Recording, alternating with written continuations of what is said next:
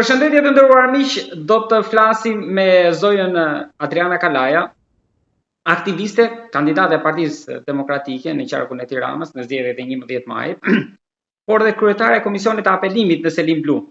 Por nga mbrëmja e djeshme, do të flasim nëse është më në këtë detyrë apo jo, pasi sipas informacioneve në media, është larguar nga Partia Demokratike. Po për këtë dhe për procesin zgjedhor, çështjet në gjykat, një dosje të nisur në Amerikë dhe për gjitha të tjerat, do të flasim tani. Zoja Kalaja, përshëndetje dhe faleminderit shumë.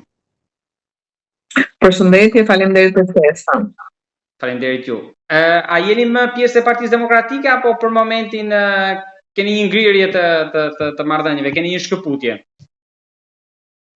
Unë jam pjesë e Partisë Demokratike, jam në funksionin e kryetares Komisionit të Apelimit, siç ju e thatë, dhe në fakt ka një kakofoni në media, nuk jam larguar nga Partia Demokratike dhe nga natyra që kam, nuk jam nga ato që largohem nga betejat e mia, i lënë mes ato, bëj pazare me kauzat e mia, apo i bëj bisht, kur i thojnë në shprehje popullore.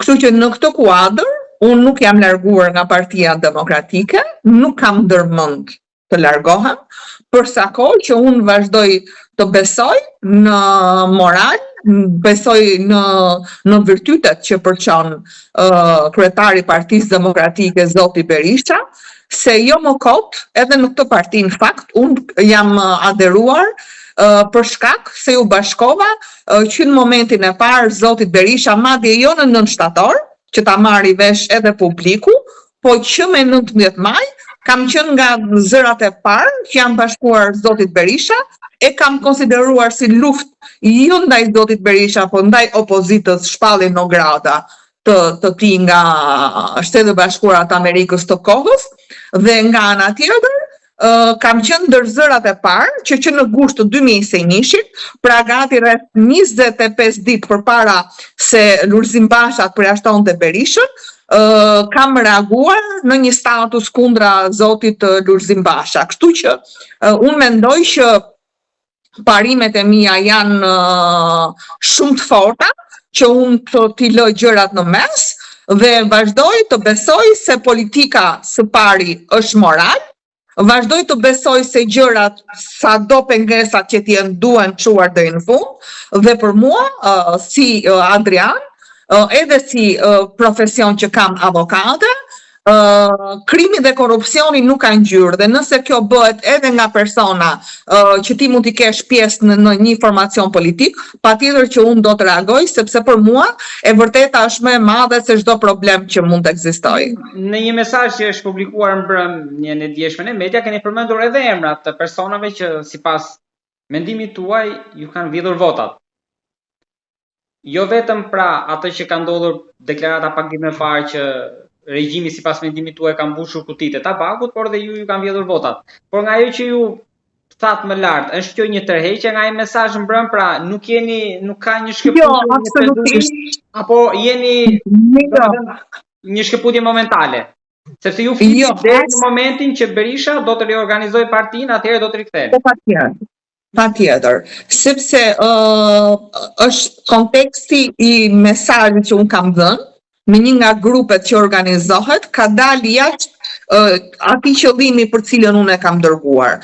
Pra, u bë një njoftim për të parë pjesë në një mbledhje ku ne do të falenderonim të gjithë demokratët që punuan për fushat. Unë mund ta kem këndvështrimin e gabuar, por ky është këndvështrimi im, dhe unë vijoj të qëndroj problemit që ne krahas luftës që duhet bëjmë për zbardhjen e gjithë farsës zgjedhore, duhet fillojmë të bëjmë dhe një analizë të thellë nga brenda. Pse e them këtë? Kemi bërë 2 gabime të rënda.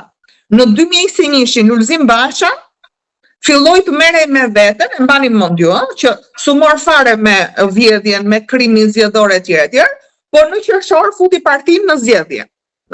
E mbani mend besoj. Pra, u mor me veten dhe nuk u mor fare me farsën zgjedhore. Pra, në thonjza e pranoj. Në 2023 ç'a bëm?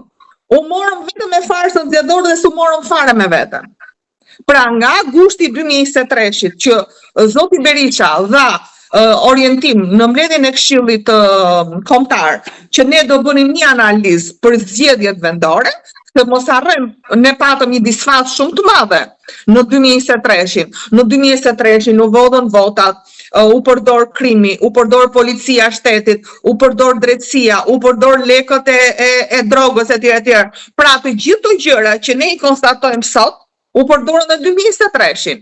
Por unë mendoj se ne bëm një gabim që nuk e bëm analizën e duhur brenda Partisë Demokratike se ku ceduam, ku gjërat nuk shkuan mirë dhe ku duhet ishte fokusi i ynë për zgjedhjet e 2025-s. Ndaj sot unë them që ne kemi të gjithë detyrimin, sepse ne kështu i japim, thash, ky është këndvërtrimi im, kështu ne i japim edhe falenderimet e duhura të gjithë demokratëve që janë lodhur nga kjo retorika ditore, se ku e kishin problemin. Për mua, Partia Demokratike është futur në një betejë jo vetëm të barabartë me pushtetin, pra janë të gjithë qëndrimet që qoftë edhe raporti paraprak i OSBE-Oldirit, edhe të gjithë reagimet e institucioneve që merren me të qëllim, na kanë dhënë dhe na japin të drejtë, por nga ana tjetër, unë mendoj se Partia Demokratike ka patur një problem shumë madh e para me kodin zgjedhor, për cilën unë kam deklaruar në mënyrë vijuese në strukturat e Partisë Demokratike që nuk duhet u pranonte, e dyta në raport me votën e diasporës, sidomos me post, pra gjithmonë e kam ngritur, madje kam bërë një betejë gati 2 vjeçare, saqë kam rrezikuar dhe pozitën e time brenda Partisë Demokratike, sepse mendoni se unë kisha ndonjë gjë personale me X-in dhe Y-in. Mu sot më vjen keq që ta them se koha më dha të drejtë, pasi ne filluam një ndeshje me rezultatin 2-0. Pra, në funksion të gjithë qëllimeve anti-shqiptare, antidemokratike, anti-pluraliste të këtij regjimi, dhe unë vazhdoj të qëndroj fjalës që ky është regjim, ndaj nuk mund të ketë marrëveshje me një diktator, me një regjim.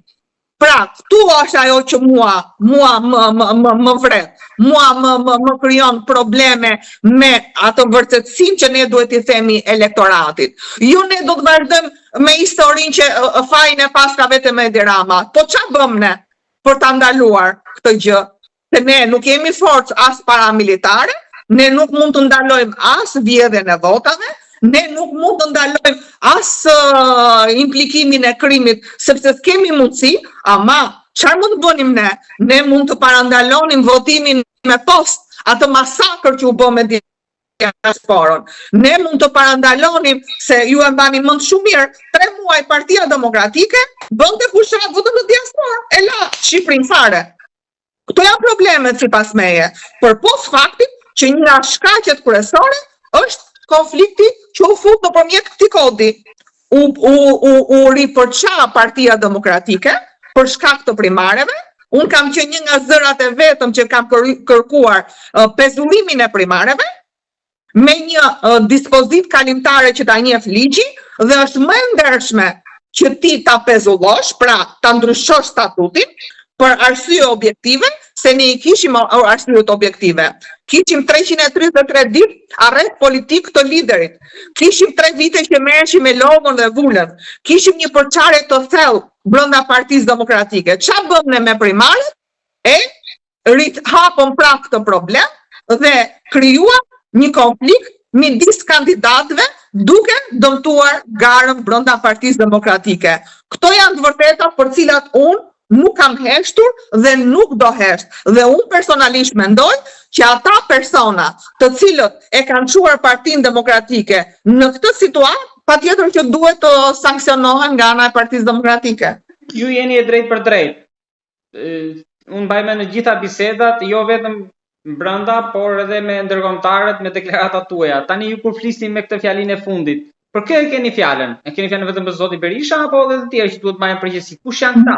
Jo, zoti Berisha nuk ka pse të mbajë përgjegjësi, sepse unë jam kundra kësaj që ne duhet merremi tani me zotin Berisha, sepse e shikoni gjithë media, kur kapet një ministër, thonë jo, po është faji i Edi Ramës, është faji i ministrit. Unë mendoj që përgjegjësia është personale e gjithë personave. Për mua, personat të cilët kanë propozuar këtë lloj kodi, nuk i hyj fare unë historive me dashje pa dashje, e çuan Partinë Demokratike në një konflikt të brendshëm të panevojshëm, i cili për mua ndikoi në këtë rezultat shumë të keq të saj, po edhe në raport me regjimin, sepse në një moment që ti thua që unë jam përballë regjimit dhe ti të bësh këto lloj propozimesh absurde, ti nuk po e kontrollon votën e shqiptarëve brenda Shqipërisë. Kishte mundësi Partia Demokratike të kontrollonte votën me post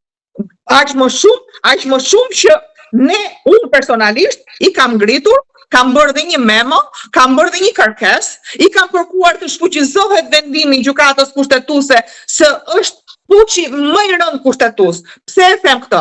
Unë dua që të ta kuptojë dhe publiku pse e them këtë. Së pari gjykata kushtetuese ka marrë në shqyrtim kërkesën e një shoqate të huaj. Diaspora për Shqipërinë e lirë është shoqate huaj, është regjistruar në Zvicër. Nuk ka kompetencë gjykata kushtetuese të analizoj kërkesën e një shoqate të huaj.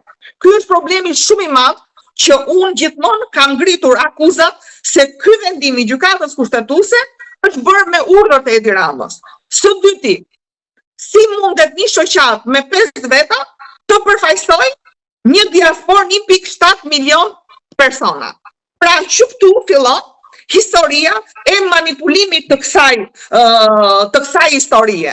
Nga ana tjetër, në çdo diskutim që janë bërë, qoftë në KQZ, qoftë me pjesëmarrjen e partive politike, të pranishëm ishin përfaqësues të diasporës. Kush janë ata të tagër?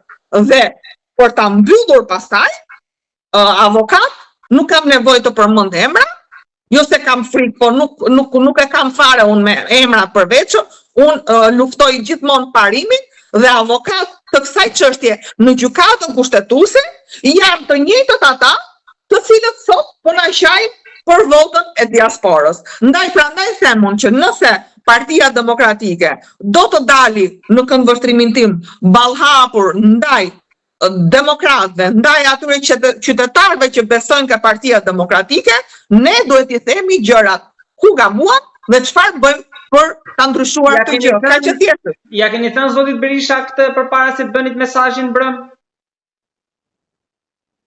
Në çfarë forme? Jo, unë nuk kam komunikuar këtë periudhë me zotin Berisha, për shkak dhe të ngarkesës që ka patur zoti Berisha, por realisht në çdo mbledhje të Këshillit Kombëtar, qoftë edhe në komunikimet personale, unë i kam ngritur këto shqetësime që në forma të përmbledhura i kisha mbrëmë në atë komunikim që pata me grupin e Degës 8. Zonja Kalaja, më jep një mendim për kërkesën për hapjen e kutive të disa kandidatëve të Partisë Demokratike. Ky ngërçi që duhet ta bëjë kërkesën partia dhe jo individi, por edhe në tërësi personat që e kërkojnë. Ju çfarë mendimi keni? Unë mendoj që për mua njërë nuk ka pengesë në këndvështrimin tim. Kutia duhet hapen sepse kë përfaqëson të kandidati. Unë, kandidate kujt isha në këtë palëzjedhje. A isha kandidate e këtij koalicioni? Pra, unë legjitimohem vetëm për faktin se isha kandidate e këtij koalicioni. Dhe mbi të gjitha, unë mendoj që nuk ka ngërç ligjor, por nuk ka dëshirë nga personat e emëruar në kas, me marrëveshje politike apo me bindjen e tyre mua nuk m'intereson, por kanë shkelur mbi diçka që është më madhore se sa qoftë edhe një ngërç ligjor. Transparenca është më e rëndësishme se sa një ngërç ligjor. Unë mendoj se as ngërç ligjor nuk ka, sepse thash për sa kohë që të gjithë ata kandidatë që kanë bërë kërkesën janë të legjitimuar për sa kohë që janë pjesë e Partisë Demokratike apo qoftë edhe e koalicionit PD Alianca për Shqipërinë Madhështore. Nga ana tjetër, në këndvështrimin tim, persona që ngren këtë teori dhe tani janë sulur disa antarëve të kasit, mos harrojmë që janë po të njëjtët persona të cilët i kanë emëruar antarët e kasit. Persona të cilët i kanë zgjatur dhe mandatin antarëve të kasit, është një denoncim në fakt që unë nuk dua ta zbuloj tani, po do t'ju a bëj me dije për publikum shumë shpejt, dhe unë mendoj se është një qasje në këndvështrimin tim e gabuar, një qasje që në fakt e dëshpëron publikun, dhe e treta, unë mendoj që transparenca në çfarë do lloj forme i shërben jo vetëm publikut, jo vetëm kandidatëve, po i shërben edhe vetë Partisë Demokratike. Zonja Kalaja, nga do që rrotullohet biseda se i shkon tek ajo që ndoshta me fjalë të tjera po e them unë, në mendimin tuaj hipokrizia dhe kjo farsa brenda PD-s, si tek avokatët që përfaqësuan çështjen në gjykatën kushtetuese, si tek ata edhe më pas po qajnë votat, si tek ata që zgjatën mandatin e antarëve të kasit. Por unë dua t'ju pyes për një denoncim deklaratë ose postim që ka bërë zoti Gjokuta. Ju jeni dakord me atë që brenda PD-s po kërkohet koka e Berishës? Pra, e ndjeni këtë, po lëviz diçka apo? Shiko, unë jam kundra atyre personave brenda PD-s, të cilët e kanë këtë mendim, po kanë frikë ta shprehin. Janë këta persona? Janë këta persona. Në këndvështrimin tim, unë në pjesën më të madhe të deklaratës zotit Gjokutaj, jam dakord se jam dhe pjesë e Partisë Demokratike, e shikoj dhe se si disa persona brenda Partisë Demokratike kanë frikë nga kjo e vërteta që themi ne. Dhe dashje pa dashje, unë mendoj se ata presin rastin për të reaguar, por bashkë edhe me një lukuni të pamoralshme në këndvështrimin tim, që sot janë jashtë Partisë Demokratike dhe kërkojnë dorëheqjen e zotit Berisha. Unë mendoj se zoti Berisha nuk ka asnjë lloj arsye për të dhënë dorëheqje, ka treguar në këto 3 vite se e ringriti Partinë Demokratike, e cila ishte në shuare, mund të ekzistonte Partia Demokratike, po do ishte një parti demokratike e cila do ishte në shërbim të pushtetit, siç e tregoi edhe Lulzim Basha nga viti 2017 në vijim. Ndërkohë që përkushtimin që bën zoti Berisha, fushatën që bëri zoti Berisha, tani duhet i themi ca gjëra. Programin fantastik që kishte zoti Berisha, nuk e kishte as kundërshtari, as në një parti tjetër, por ne u futëm me një seriozitet maksimal për të fituar, u futëm me një seriozitet maksimal të një fushate brillante që ka bërë zoti Berisha, që nuk e kemi bërë as ne, duke bërë edhe 10 takime në ditë, dhe ndërkohë, këta njerëz që kanë 0 kontribute për Partinë Demokratike, nuk janë brenda Partisë Demokratike dhe mbi të gjitha nuk kanë votuar Partinë Demokratike, nuk legjitimohen që të kërkojnë largimin e zotit Berisha.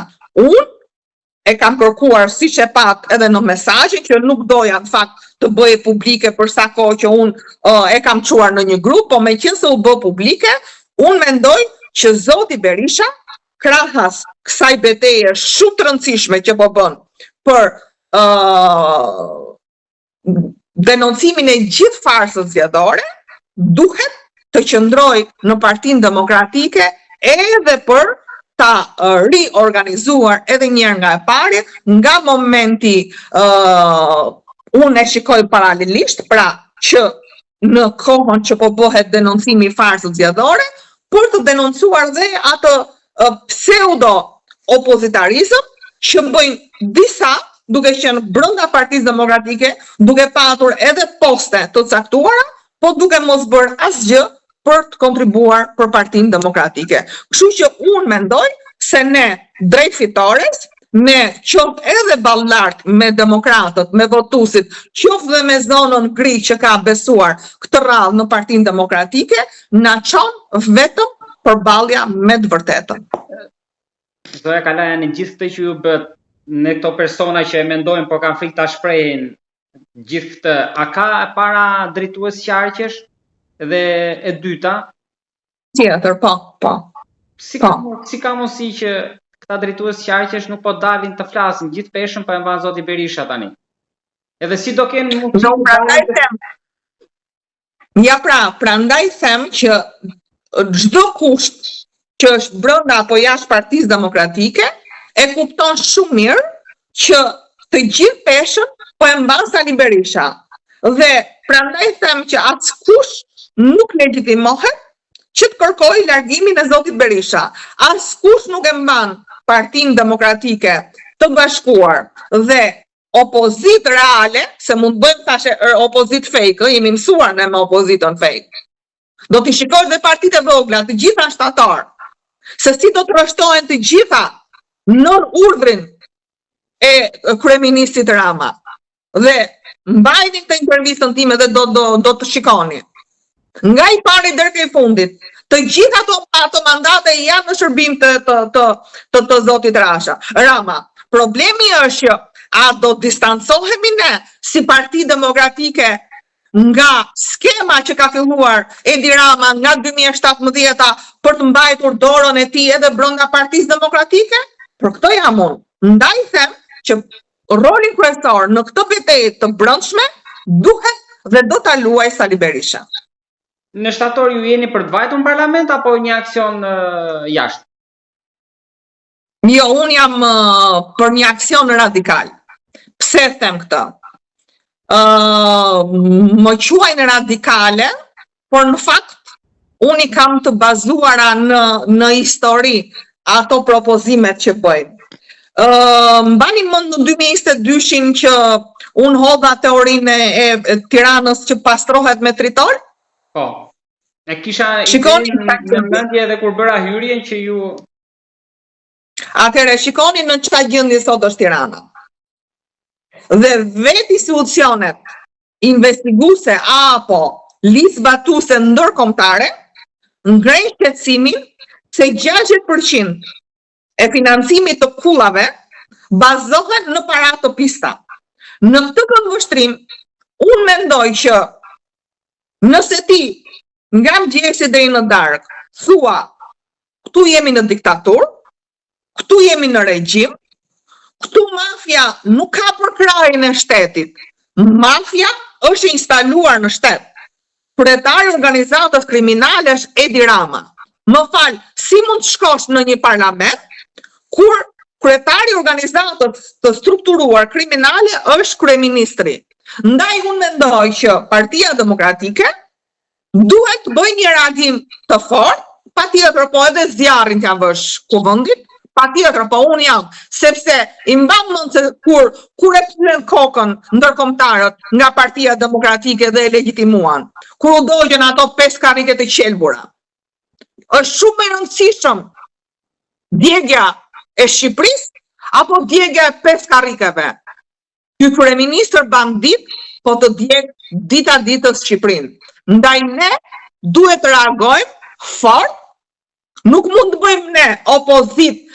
Këtë i themi mafje, këtë i themi regjim, këtë i themi diktator, dhe hajde po futemi ne, po miratojmë ca ligje. Jo, unë jam kundra kësaj, ky është mendimi im personal.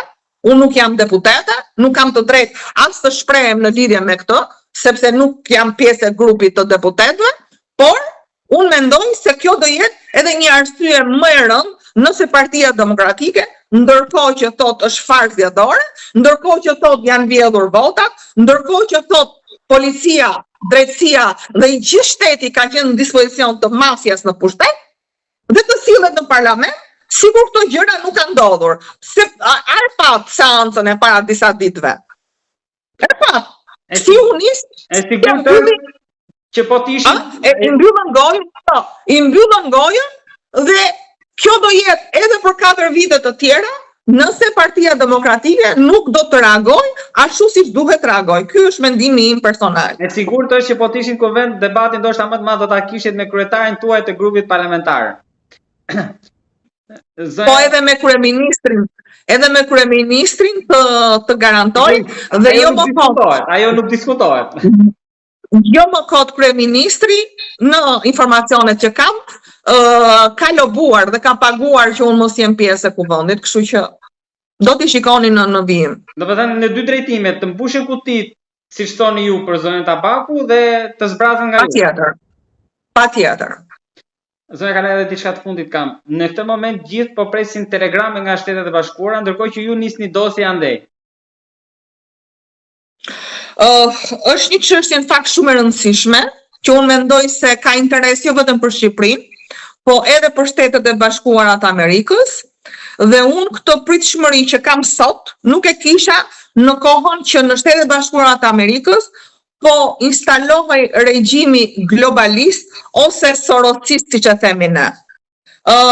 Është një dosje në fakt shumë e nxehtë, e cila në informacionet që kam, po edhe në jurisdiksionin që zhvillohet në Shtetet e Bashkuara të Amerikës, është dosje e pambyllur. Kjo është dosje me Gonigal, megjithëse është dënuar zoti me Gonigal, ka pranuar dhe fajsin, ka një problem shumë të rëndësishëm, që nuk është dënuar personi që ka kryer korrupsionin aktiv, pra personi që ka paguar para, po është dënuar vetëm personi që ka marrë para. Dhe Altin Dumani dhe gjithë dumanët e tjerë brenda SPAK-ut e din shumë mirë se në gjithë rastet precedente në SPAK dënohen të dy palët. Pra, personi që paguan dhe personi që merr një gjë që nuk i takon në kundërshtim me detyrën që ka. Ndërkohë, në muajin mars, unë marr një informacion shumë të rëndësishëm nga një ish gazetar investigativ, i cili sot për fatin ton të mirë është nëndrejtor i FBI, i cili kishte ngritur një problem shumë të rëndësishëm dhe që lidhet me këtë pranimin e fajsisë. Në moment që një person pranon fajsin, kjo dosje bëhet publike se çështja quhet e mbyllur. Ndërkohë, me gjithë kërkesat e disa kongresmenëve, senatorëve, po dhe vetë të gazetarit që sot është pjesë e FBI, dosja e pranimit të fajsisë nga me Gonigal nuk bëhet publike, pra mbahet e fshehtë. Ndërkohë që ka akuza jo vetëm në rrjetet sociale, po edhe pranë FBI-t dhe Dash për presione të jashtëzakonshme që po i bëhet zonjës McAllister ose ish të dashurës të zotit me Gonigal. Ndërkohë, unë i nderuar i bëj një kërkesë për informacion më 18 mars të 2025-s SPAK-ut lidhur me këtë çështje dhe SPAK-u refuzon fakt të mos sjelli përgjigje. Deri në momentin që unë ditën e enjte të kaluar, i kam bërë një shkresë për e SPAK-ut, jo më për kallëzimet e para të bëra nga zoti Gazmend Bardhi, po një kallëzim shtesë që unë kam bërë me datë 21 mars. Dhe e çuditshme është që këtë kërkesë unë ja kam bërë me dije jo vetëm ambasadës amerikane ditën e enjte, por e çuditshmja qëndron, pra me datë 29 maj, dhe publiku duhet kuptoj që kërkesa ime kishte datën e parë 18 mars 2025, zoti Dumani më kthen përgjigje, po me datë 29 maj. Pra tregon që zoti Dumani e para nuk i ka ardhur mirë që kjo kërkesa ime i është bërë për dije edhe ambasadës amerikane, e dyta po mund t'jek mu në rrjetet sociale se ishte e pamundur që të më vinte përgjigja brenda ditës, ndërkohë që kishte 72 ditë që nuk më kthente përgjigje, dhe e treta, nisur nga një numër telefoni që vetë ambasada amerikane ka vënë në dispozicion të qytetarëve shqiptar, dhe ky është rasti më i rëndë që duhet të diskutohet në çdo panel që ambasada amerikane vënë në dispozicion të qytetarëve të saj një numër telefoni për të denoncuar sidomos grupet e strukturuar kriminale që lidhen me drogën.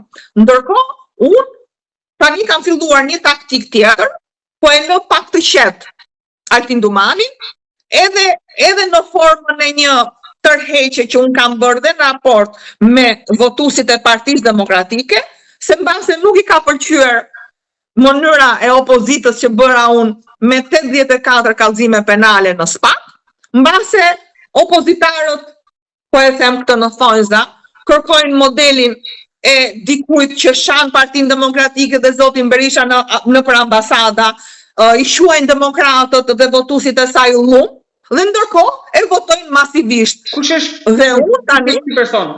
Nëse mund ma thoni emrin. po Jorita Tabatu, ju e dini. Ju e dini, unë nuk flas as pa prova, as pa fakte. Çdo akuzë që kam ngritur, që nga momentin që unë kam marrë statusin për të bërë një aktivizëm në interes të shoqërisë, unë nuk bëj akuza pa fakte dhe pa prova. Ndërkohë, unë kam vendosur që të paktën për 3 dosje të nxehta, unë të informoj jo vetëm ambasadën e Shtetit Bashkuar të Amerikës të akredituar në Tiranë, por dhe vetë Senatin dhe Kongresin Amerikan. E fillova me çështjen e Megonigalit, dje kam nisur të 2 kërkesat, një për Kongresin Amerikan dhe një për Senatin Amerikan, dhe 2 dosje që unë në konvertimin tim i quaj dosje shumë të nxehta, por të cilat hetimi dhe gjykimi i tyre ka një vlerë shumë të madhe për shoqërinë shqiptare, janë dosja 184, që në mënyrën më të paprecedent me gjithë provat e reja që unë çova përpara SPAK-ut, ndërkohë që SPAK-u gjoja në ngritje i task force-ën, ju e dini shumë mirë, dhe refuzoi të regjistronte dosjen 184 me provat e reja që unë kam çuar. Dhe dosja tjetër që unë mendoj që është shumë e rëndësishme për t'i treguar edhe Shtetit Bashkuar të Amerikës, edhe vetë ambasadës akredituar në Shqipëri, se çfarë është bërë me reformën në drejtësi, është dosja që i takon Irena Gjokës, dhe ju e dini shumë mirë që unë përveç se kam kallëzuar Irena Gjokën, kam kërkuar nga zoti Dumani me cilësinë tashmë të komisionerit publik t'i kërkoj KPA-s rishikimin e vendimit të vettingut ndaj saj, pasi kemi prova të shumta që lidhen me një vetting politik ndaj Irena Gjokës, dhe prandaj ajo u përdor kundra zotit Berisha dhe Partisë Demokratike nga pushteti, dhe tjetra, unë i kam kërkuar edhe Inspektoriatit të Lartë të Drejtësisë të filloj hetimin disiplinor deri në shkarkimin e Irenës me 3 mbiemra, për cilën fakt është një turp i madh që është pjesë e sistemit, ndërkohë një pjesë e mirë e gjyqtarëve dhe të prokurorëve, të cilët kanë qenë elita e sistemit, sot gjenden rrugëve dhe me një ankim në gjykatën e Strasburgut, po mbi të gjitha jemi në këtë drejtësim që donte Edi Rama, kur publiku nuk ka më akses, nuk mund quhet drejtësi një drejtësi që shkon 15 vite, dhe mbi të gjitha është një drejtësi që amniston pushtetin dhe është një armë kundra opozitës. Zëra Kalaja, të falenderoj shumë për bisedën e drejt për drejt. Faleminderit shumë për ftesën, edhe do shikohemi me të reja në ditët në vijim. Faleminderit shumë.